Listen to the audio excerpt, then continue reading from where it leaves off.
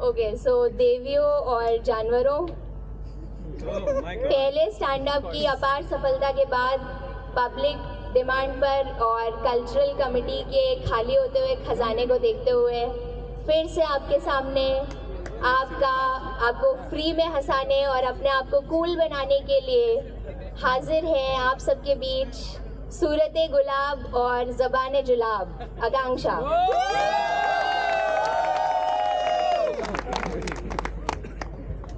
So before I begin एक तो disclaimers हैं वो दे देती हूँ।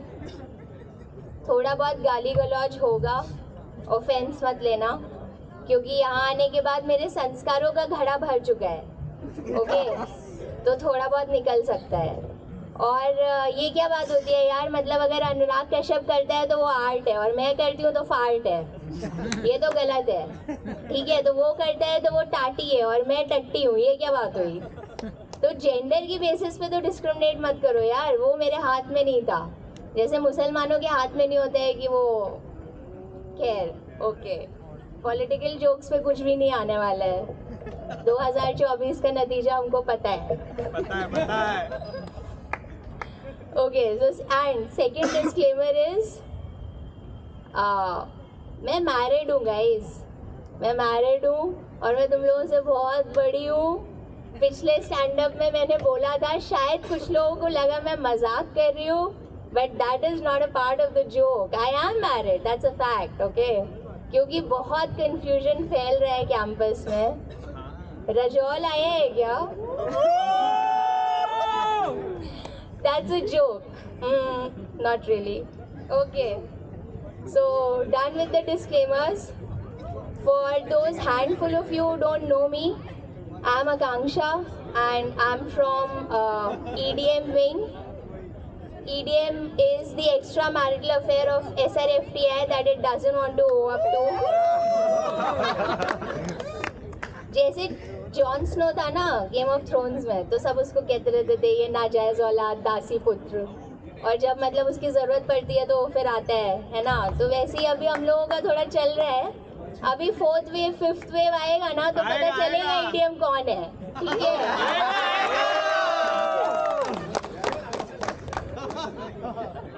बाय द वे ईडीएम से याद आया, आपने हम लोगों का बिल्डिंग देखा है क्या?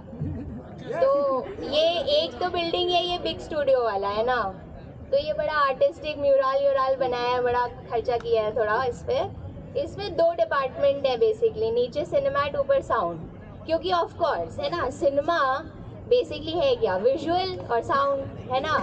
भले ही कहानी में हग रहे हो, पर अगर हगने का विजुअल अच्छा है और साउंड बढ़िया है हगने का, तो पिक्चर हिट है यार, वो सिनेमा है, दैट्स आर्ट, राइट। तो पहली बार मैं इस बिल्डिंग में गई थी तो वहाँ जूते वूते बाहर निकले हुए थे, तो मैंने कहा अबे मंदिर है क्या, यहाँ पे पहले मस्जिद थी क्या? खैर, फिर पता चला नहीं ये तो ईडीएम का बिल्डिंग है। But I am not talking about this big studio building, I am talking about the building which is a little further up, you go left, तो ऐसा 2 वाइट बिल्डिंग खड़ी रहती है वहाँ पे। That is the most uninspirational piece of shit that I've ever seen in my life.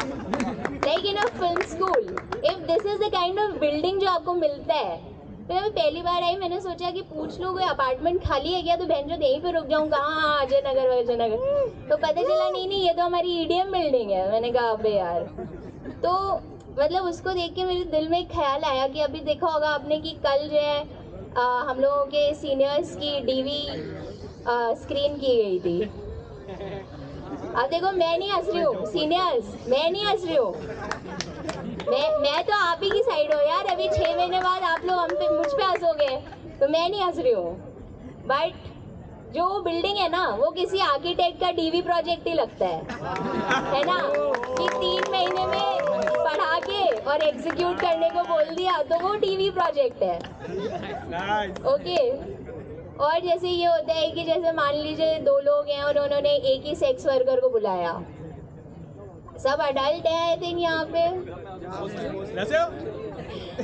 Anyway, मैं subtle ही रखूंगी, 2 लोगों ने एक ही सेक्स वर्कर को बुलाया, तो पहला बंदा जो गया उसका काम बढ़िया हो गया, ठीक है, तो वो ये बिल्डिंग है, फुल सेटिस्फैक्शन। अगले बंदे का नंबर आते आते पैसे कम बढ़ गए, तो वो एक अनफिनिश्ड हैंड जॉब की तरह लगता है। और जैसे अगर आप में से कुछ लोग होंगे वो गए नहीं होंगे ईडीएम बिल्डिंग में, तो मैं बता देती हूँ, जो उसमें फ्लोर्स की हायरार्की है वो भी एक अलग ही स्टोरी है वहाँ पे, ठीक है। तो फर्स्ट फ्लोर पे राइटिंग डिपार्टमेंट है, तो मतलब राइटर्स को ऐसे समझाया जाता है कि पहले नंबर पे आप ही हो बॉस, मतलब आप ही से शुरुआत हो रही है सब, बाकी और कोई इम्पोर्टेंट नहीं है, नंबर 1 पे राइटर है। और असलियत में जब जाते हैं तो पता चलता है कि अबे क्या भोसड़ी वाले क्या लिखा है तूने, चल बदल के ला। तो खैर फर्स्ट फ्लोर पे राइटिंग है, फिर थर्ड फ्लोर पे डायरेक्शन डिपार्टमेंट है। तो बेसिकली एक ईगो मसाज चल रहा है कि टॉप पे डायरेक्शन डिपार्टमेंट को बिठाया है ताकि उनको ये फील आता रहे कि डायरेक्टर ही टॉप पे है, he is the captain of the ship guys, ठीक है। अभी कोई ये नहीं देख रहा है कि जो डायरेक्शन की फैकल्टी है वो सूख के कांटा हुई जा रही है, वो सीढ़ियाँ चढ़ते उतरते हैं ना, वो चौथी मंजिल पे वो चढ़ के जाते हैं। Our direction faculty started with fitness and now it barely exists. And we have a new direction faculty amongst us, so he's very crazy about fitness, guys. Very crazy about fitness. Filmmakers should be fit, right? Right. अभी उसको 1 साल लगेगा, है ना, फिर वो बेंचो एक dumbbell भी नहीं उठा पाएगा कभी अपनी लाइफ में। 1 साल होने दो, वो जब वो ऊपर नीचे करेगा ना उसको फिटनेस का एफ भी भूल जाएगा वो। फिर डायरेक्शन और राइटिंग के बीच में मैं उसको फ्लोर नहीं कहूँगी, it's more like a zone of transition because it's editing, you know, it's an invisible art, so the floor is also invisible kind of, किसी कोई ना वहाँ पे दिखता है ना कुछ होता है। Basically editing is a myth, okay, it's like the unicorn. So the moment you step inside a film school, you know that there is a unicorn. Then you come to the editing department, so some people know for sure that there is a unicorn, and some people in the editing department actually have seen the unicorn. But the moment you step outside the film school, neither the unicorn exists, neither the editing exists. So that's a zone of transition. And last but not the least, किसी भी project की, मतलब कुछ भी चल रहा हो, किसी भी प्रोजेक्ट की, किसी भी बड़े छोटे प्रोजेक्ट की गांड मारने के लिए सबसे नीचे बैठे हैं प्रोडक्शन वाले लोग, है ना। तो मैं उन पर ज़्यादा जोक नहीं मार सकती क्योंकि वो लोग बहुत इम्पोर्टेंट हैं, अगर उनका सपोर्ट नहीं मिलेगा तो कुछ बन नहीं पाएगा। तो बेसिकली हम लोग भी जब अपने कोर्स में आए थे तो मैं भी सोचती थी ये बेंचो फिल्म स्कूल में ये मैनेजमेंट क्या चल रहा है, ये कौन सा कोर्स है, ये लोग क्या करते हैं। पर अब मैं बहुत बदल गई हूँ, अब मेरे को पता चल गया है, सो मैं उनका बहुत ईगो मसाज करती रहती हूँ कि सर आप चाय लेंगे, सर कोक लेंगे, बैठिए सर आप खड़े क्यों हैं। So that's the hierarchy in the EDM building. Okay, so moving on from EDM, I just want to say कि जब मैंने पहला स्टैंड अप किया था उसके बाद मैं एक स्मॉल टाइम सेलिब्रिटी बन गई यहाँ पे, मेरे को पता भी नहीं था। And random people use to come to me, मैं कैंपस में जा रही हूँ, मैं आराम बाग में जा रही हूँ, तो random people use to come to me and say like hi, and I would be like अबे कौन हो बे, अबे तुम हो कौन। मतलब स्टैंड अप भी मैं ही लिखूँ, ऑडियंस का नाम भी मैं ही याद रखूँ, इनको इतना भी नहीं हो रहा है कि अपने आप को ये लोग इंट्रोड्यूस कर दें कि ये कौन है। And they like hi and I am like fuck. So anyway, that happened and I used to just keep thinking कि ये लोग कौन है। It's like 130 करोड़ देशवासियों ने प्रधानमंत्री को वोट दिया है, तो एक्सपेक्टेशन ये है कि वो उनको पता होना चाहिए वो 130 करोड़ लोग कौन है, राइट। तो वही एक्सपेक्टेशन मुझसे भी रखी जाती है। वैसे ये भी एक अलग चीज़ है कि 130 करोड़ देशवासियों ने उनको वोट दिया तो नहीं है, पर दिल को बहलाने के लिए गालिब ये ख्याल अच्छा है। पर उन्होंने क्या ये सोचा था कि वो 130 करोड़ में मुसलमानों की गिनती भी हो रही है, तो जैसे वो उनका सपोर्ट लेके चलते हैं वैसे ही मैं भी अपने फिल्म वालों का सपोर्ट लेके चलती हूँ। तो वैसे तो मेरे मन में बहुत कंपटीशन की भावना है, तो मेरे को लगता है बेंचों में गांड मार दूंगी इन लोगों की, बट मेरे चेहरे से कभी आपको ये लगेगा नहीं कि फिल्म वालों के लिए मेरी ऐसी भावना है। Well I am just kidding. जो मेरे 5 फैंस हैं कैंपस में फिल्म के, वो मेरे को बहुत प्रिय हैं।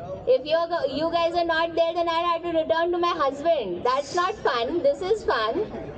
So anyway, so yeah, as I was saying कि random लोग आते हैं और मेरे को हाय बोलते हैं। तो जैसे I don't know, has somebody else start performing or what over there? I can't see. So anyway, I have also जैसे कुछ लोग कपड़ों से पहचान लेते हैं कि कौन है, वैसे ही मैंने भी एक फॉर्मूला डिवाइस किया है लोगों को पहचानने का। तो EDM में तो मैं बेसिकली सबको जानती हूँ, बारिंग अ फ्यू सीनियर्स, पर फिर भी अगर कोई मिल जाता है और उसके अंदर से एक्स्ट्रा एनर्जी निकल रही होती है और वो पूरे कैंपस में कूद रहा होता है और वो ऊपर से बहुत खुश होता है पर अंदर से वो रो रहा होता है कि भैंजो मैं कौन से कोर्स में आ गया हूँ, वो EDM वाला बंदा है, वो EDM से है। और अगर कोई ऐसा टॉर्चर्ड आर्टिस्ट वाला लुक होगा जिसने हफ्तों क्या ना नहाना layers of black and brown में छुपाया होगा, वो फिल्म वाले लोग हैं। और वो इस वाइफ के संग चलते हैं कि ये तो मेरे बाप का इंस्टीट्यूट है, ठीक है, मैं एक्चुअली एहसान कर रहा हूँ यहाँ पे आके, ये लोग मेरे को क्या सिखाएंगे। तो वो फिल्म वाले बंदे हैं। तो मैं इस तरीके से काम चलाती हूँ उन लोगों के बीच में डिफ्रेंशिएट करने में। खैर हाई हेलो होने के बाद they usually go on to compliment my set. They're like I really enjoyed your set that day and I am like thanks, and then I come up with a follow up question दैट तुम थे क्या वहाँ पे, and then they like of course मैं वहाँ था। So you know I was all the way up on stage bro, I didn't see you. तो मुझे पता नहीं है कि तुम वहाँ थे कि नहीं, it was just a question, you know, just an innocent question. जैसे आज भी मुझे पता नहीं है कि कौन कौन यहाँ पे है, अब वो कल पता चलेगा।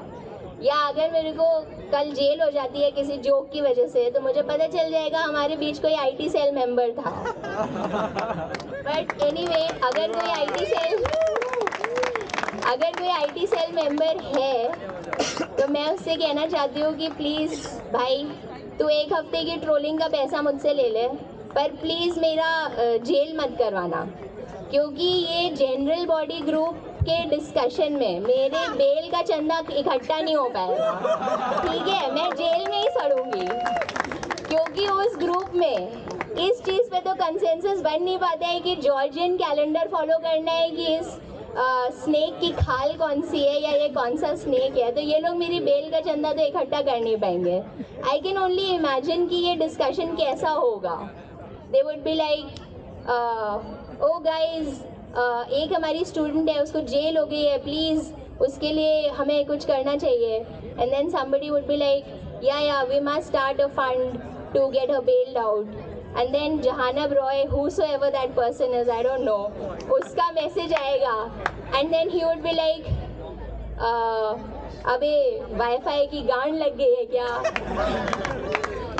and then कोई रैंडम बंदा फिर मैसेज करेगा कि listen, I am not very political, but I can just say that each to his own. If she didn't want to make these jokes, she shouldn't have like done these jokes, you know. So then फिर कोई और बंदा कुछ कहेगा कि yeah, I mean, I don't understand why anyone would make these jokes, but they have a right to speak, brother. Just like RRR can go to Oscars and it has a place to like. It has a place to exist. Similarly, she can make those jokes. There's nothing. फिर जानब रॉय का message आएगा, कल dry day है, बूज stock up कर ले BC. And then I think another message will come कि इस महीने का डॉग और कैट फीड खत्म हो गया है तो उसके लिए कृपया पैसे दे दें. That would be the end of my bail request on that general body group. तो मैं तो जेल में ही सड़ूंगी, इसीलिए मैं वो IT सेल वाले से कहूँगी कि प्लीज़ मेरी रिपोर्ट मत करना भाई, तू जो भी है तू मुझसे पैसे ले ले. और मैंने ऐसे ही मजाक में अपना नाम कल्चरल कमेटी में वॉलंटियर के लिए दे दिया था, पर बहुत बड़ी गलती हुई भैया, मुझे माफ़ कर दो. मुझे कोई भी ऑफिस बेरर नहीं बनना है, क्योंकि उस ग्रुप में जिस तरीके से गांड मारी जाते लोगों की है ना, वो किफ के लिए एक बस का ग्रुप बना था, वो हस्बैंड वाइफ कॉन्वर्सेशन में इतना जल्दी तब्दील हुआ. मैं पिछले 5 घंटे से यहाँ पे खड़ा हूँ और मुझे एक भी बस नहीं दिख रही है दूर दूर तक. Then Manas would come. there was a bus at 7. There was a bus at 7. मैं रात भर यही सीढ़ियों पे सोया था. कब बस आया, कब गया, मेरे को नहीं मिला. Next bus is at 10:25. मतलब that conversation escalated so fast. So I don't want to be. मतलब मेरे को पेपर उठाने तक की जिम्मेदारी नहीं चाहिए. क्या है कि मैं यूपी से हूँ, तो यूपी में हमारी सारी ज़िंदगी जो है गांड बजाने में लग जाती है. ठीक है, तो मेरी अभी तक वहीं की ट्रेनिंग हुई है. ओके, अगर मैं दिल्ली से होती तो मैं गांड मार सकती थी,